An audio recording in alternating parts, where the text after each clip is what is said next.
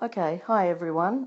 Today we're going to be looking at MacLeod's first story in the collection, The Boat, published in 1968.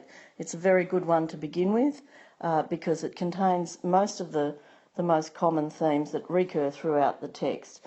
Please keep in mind as you're working through a story to try and compare and contrast whatever it is with other stories as well, so that you can link effortlessly between one or more stories. It makes your writing much more interesting if you can do that.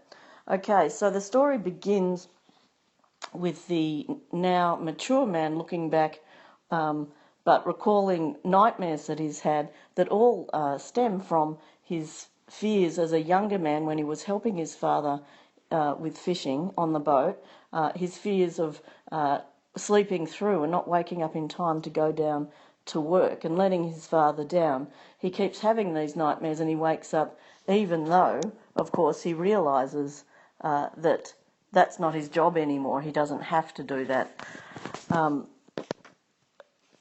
There are times even now when I'm awake at 4 o'clock in the morning with a terrible fear that I have overslept. So he's haunted by this memory that continues on in his life. He's never been able to shake it off, no matter how much time has passed, no matter the environment he's now living in that's completely different. And MacLeod emphasises that in that really poetic way that he writes, where he says, there are times, and then later on, there are times when I am half out of bed, and then no one waits at the base of the stairs, no boat rides restlessly. You'll notice as you become more familiar with these stories that he repeats words and phrases frequently to give it that feeling of repetition and an echo to really emphasise what it is he's communicating with you.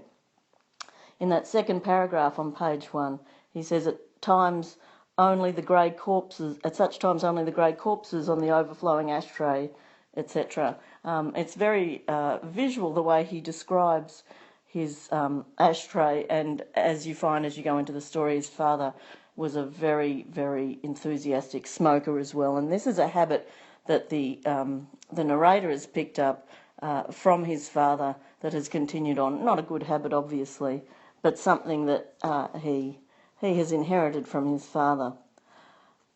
Okay, moving on to page 2. We can understand the strength of his emotion as he leaves his bed and goes out to a diner to drink coffee, and the waitress sympathetically says to him, "Boy, it must be really cold out there, you've got tears in your eyes." Yes, it sure is, it really is. Quite ironic really, because later on, as you know, when he describes what the conditions are just before his father's death, the fishing conditions and how cold, how threatening it is, you know, a bit of a walk in the rain isn't a great deal to worry about compared to that. But the waitresses are kind to him and protecting him from acknowledging the fact that he's been crying, and that this memory of the past is something he really can't deal with, and it continues to eat away at him. The main character talks about then having to leave with a great busy rush on page 2, because by that time I have to worry about being late and whether I have a clean shirt and whether my car will start and about all the other countless things, etc. When one teaches at a great Midwestern university, it's clear there that there's a contrast between what he does and what his father used to do, and of course what the demands are. But I get a very strong sense here in this story that he feels some kind of guilt about the level of his work compared to that of his father. And perhaps as we go on, as you'll see, you'll agree that it has something to do with his mother and with the tradition of those families, and the fact that this son, the only son of this family, feels like in some way he's not living up to the family's expectations.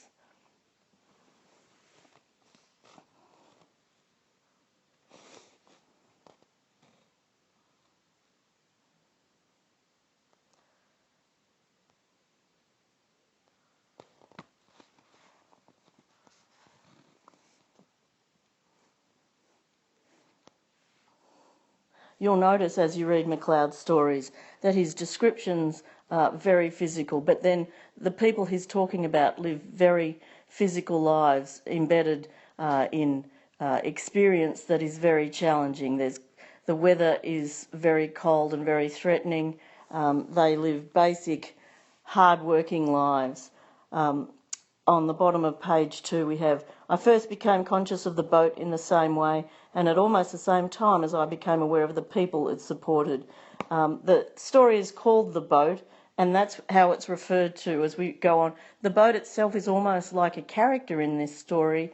How did you go today in the boat is repeated over and over again. The boat is part of the family's life. It gives the family its income, and not just their family, all of the families in that area where the men are fishermen, and the boats themselves are a crucial part of their existence and their survival. He goes on, my earliest recollection of my father is a view from the floor of gigantic rubber boots and then of being suddenly elevated and having my face pressed against the stubble of his cheek, and of how it tasted of salt and of how he smelled of salt from his red-soled rubber boots to the shaggy whiteness of his hair. In most of the stories you have that masculine physicality, the little descriptions of smell and sight and feeling that bring these characters life and make it really clear just how the boy wishes to live up to this image of masculinity and of his father being a big heroic figure in his life.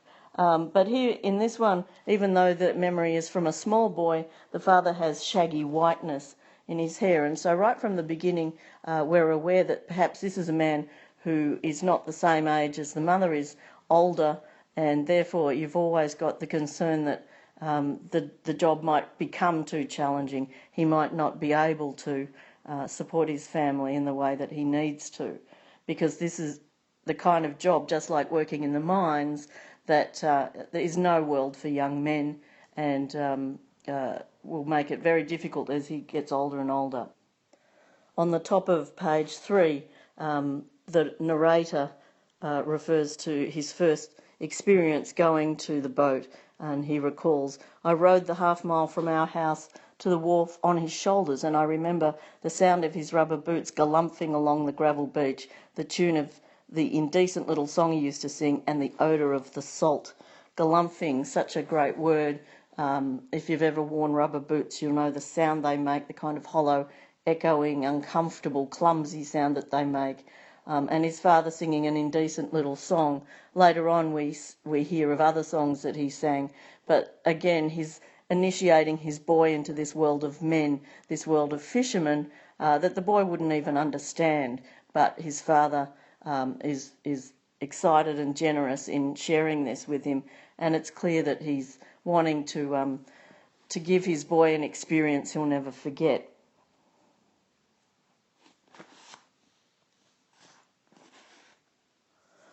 About halfway down page 3, when we returned to the house, everyone made a great fuss over my precocious excursion and asked, how did you like the boat? Were you afraid in the boat? Did you cry in the boat? They repeated the boat at the end of all their questions, and I knew it must be very important to everyone. So right from a very young age, the boat itself has a very big level of importance and significance in the family, and all the children need to become familiar with it and hold it in great regard and have respect for it right from early on. We now quickly move into the comparison, the contrast, as you may have noticed in other stories, between the attitude of the men and the attitude of the women. I guess one of the main things about this story that I would use would be the mother's attitude to tradition, to maintaining the ways of the past, and her real discomfort with a man who is a bit like a square peg in a round hole, a man who does the job he's supposed to do, but is very clearly uncomfortable with it and yearns for something more. And of course, remember, what we have is the son who becomes a university professor in literature, telling this story about his father, who would have given anything to have been in that position himself, though made a choice not to.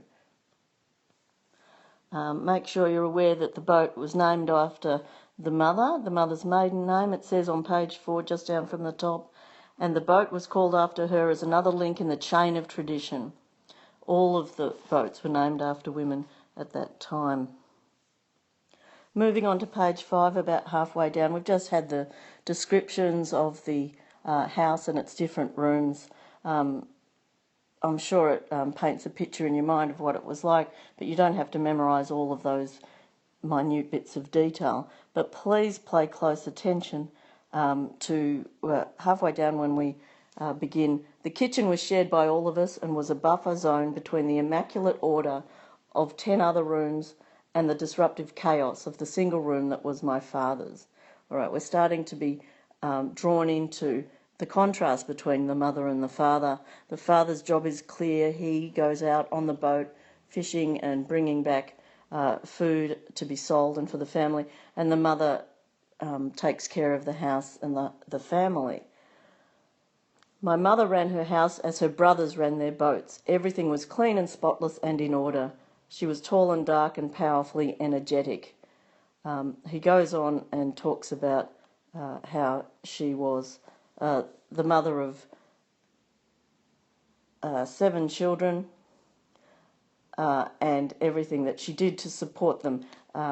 She was 14 years younger than my father, whom she had married when she was 26 and had been a local beauty for a period of 10 years. Okay, so 26, therefore the father was 40, and that helps explain perhaps why there's a really strong feeling of the father dragging his feet and becoming more and more reluctant, or finding it more and more difficult to go out on the boat as the story continues. And the narrator remembers his father like that. My mother was of the sea, as were all of her people, and her horizons were very literal ones she scanned with her dark and fearless eyes. You know, that's a fantastic quote.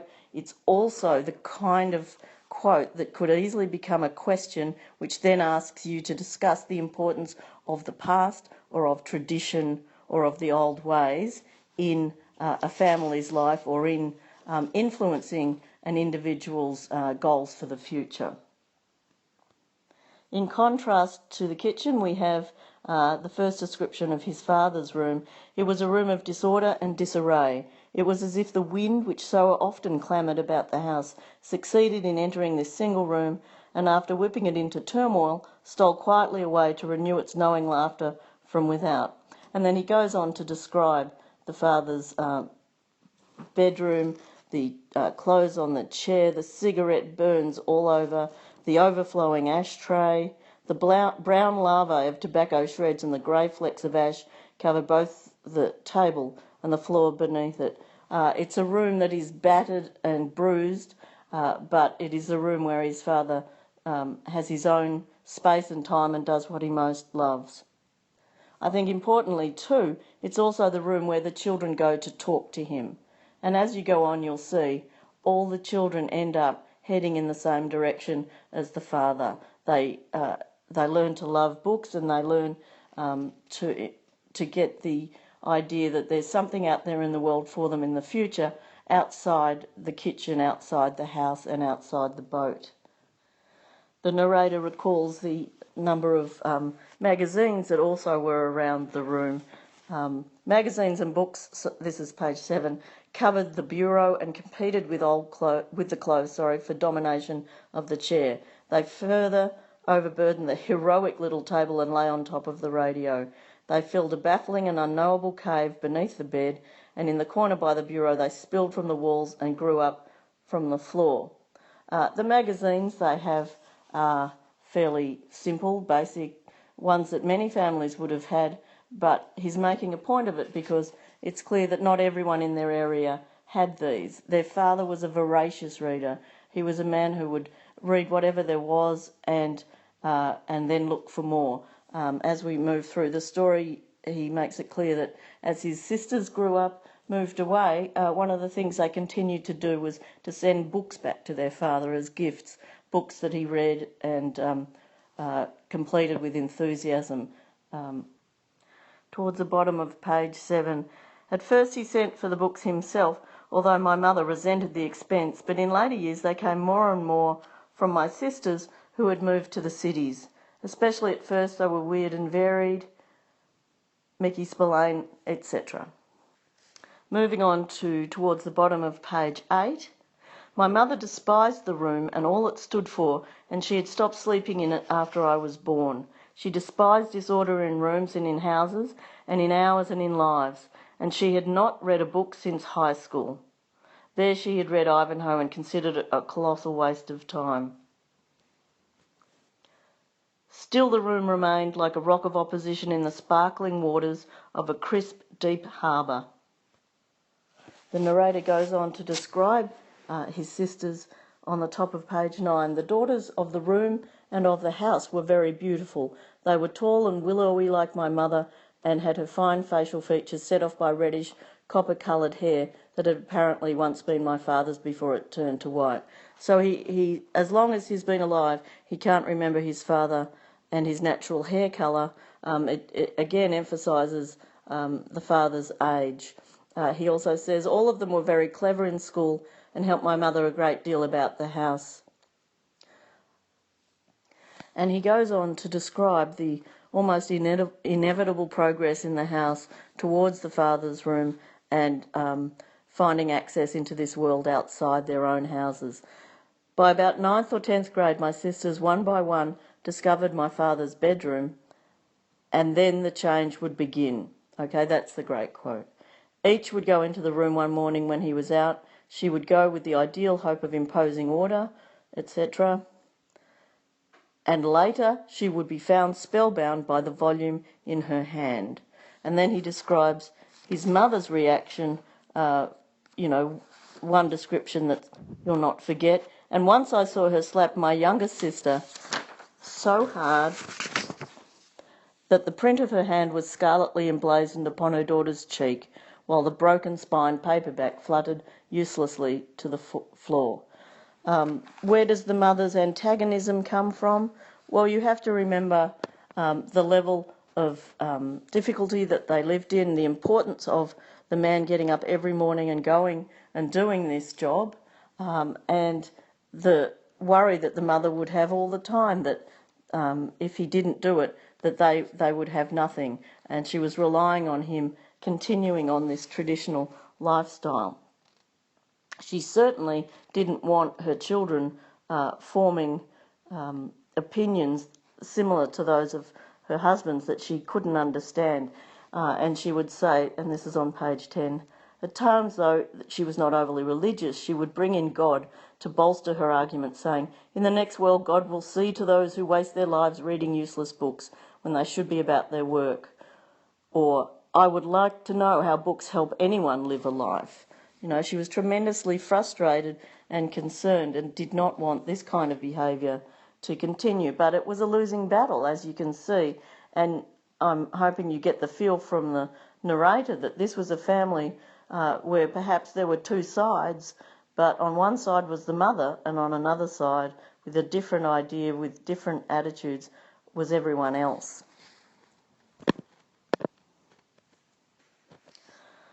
Halfway down page 10, shortly after my sisters began to read the books, they grew restless and lost interest in darning socks and baking bread, and all of them eventually went to work as summer waitresses in the seafood restaurant. Okay, all you really need from that quote, and this is just to show you how to cut them down, is they grew restless and lost interest. And then you can put ellipses and go on with your discussion. You don't need to have the whole sentence. Think about this restaurant and think about what opportunities it offered the girls, what it opened their eyes to, and how out of control perhaps the mother would feel about them going there and realising that, you know, there's so many other influences on her daughters now, she's unable to be the only one telling them what she thinks is important in life. MacLeod is also using this to show that at this time the local village was being exposed to the rest of the country, to tourists, to modernisation. Different ideas were flowing in, different attitudes, and perhaps the mother is realising that they're living in a way that is rapidly becoming more old-fashioned and certainly not really understandable to the outside world, and it really concerns her.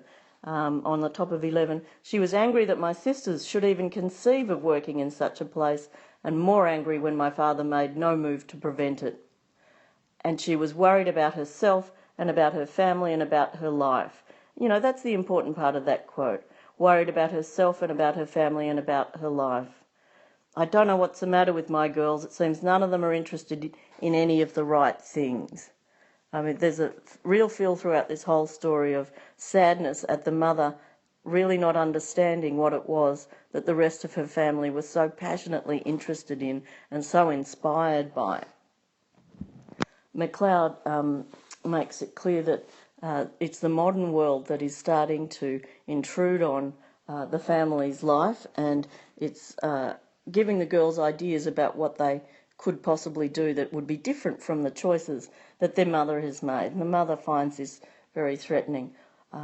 Page 12, second paragraph. All of my sisters made good money on tips. They bought my father an electric razor, which he tried to use for a while, and they took out even more magazine subscriptions. Tried to use for a while. So he appreciates their present, he's grateful for it, but he finds himself going back to the old ways, like so many old men who don't like electric razors and want to use blades. They bought my mother a great many clothes, etc., but she locked them all in trunks and refused to wear any of them. You know, so stubborn and so unnecessary, because her daughters were buying her gifts because they loved her and wanted her to have nice things, but she refused to support their work in this place in the restaurant, and so really spite herself by not wearing any of the gifts. We then hear about the experience where the father takes some of the tourists out on his boat, bottom of 12. All of them like my father very much, and then he goes back with them and sings them songs.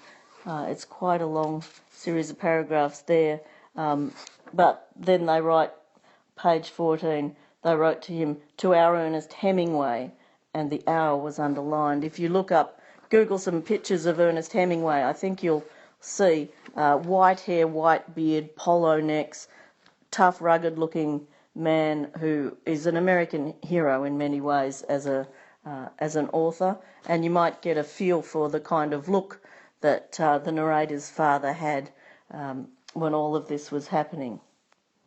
Moving on, page 15, halfway down. Each year another of my sisters would read the books and work in the restaurant. It's like a rite of passage in this family. We haven't got any exceptions. Everyone's doing it. But they're all finding it in their own way, making their way into their father's room, which was his private domain, and then realising that they yearn for something more than just being at home, being a wife and mother. Top of 16. I say this again as if it all happened at once, and as if all of my sisters were of identical age, and like so many lemmings going into another sea. And again, it was of course not that way at all.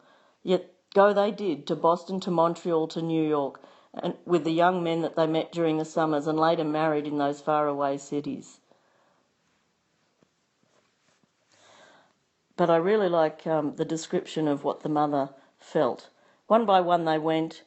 My mother had each of her daughters for 15 years, then lost them for 2 and finally forever. That's a great quote. Lost them for 2 and finally forever. She didn't physically lose them, although they did go away, but emotionally and intellectually they had moved on.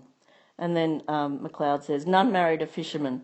My mother never accepted any of the young men, for in her eyes they seemed always a combination of the lazy, the effeminate, the dishonest and the unknown. Really interesting idea that all of her life, being a man, being masculine, being a strong leader, is connected to physical work and labour. And when her daughters marry men who work with their minds and not with their hands, she doesn't have very much to contribute and obviously doesn't involve herself. And in the end she did not really care, for they were not of her people and they were not of her sea.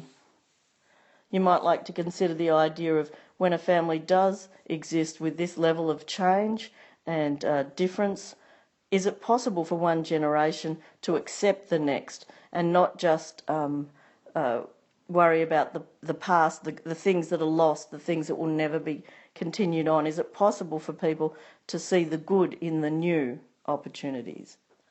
The narrator moves on to then the time when he was the only one at home, and he starts to reflect on wanting to help his father, bottom of 16. And there were but 3 of us in this house that at one time been so loud. Then during the winter that I was 15, he seemed to grow old and ill at once. And then he continues on to talk about his father not doing the normal work for the very first time, and his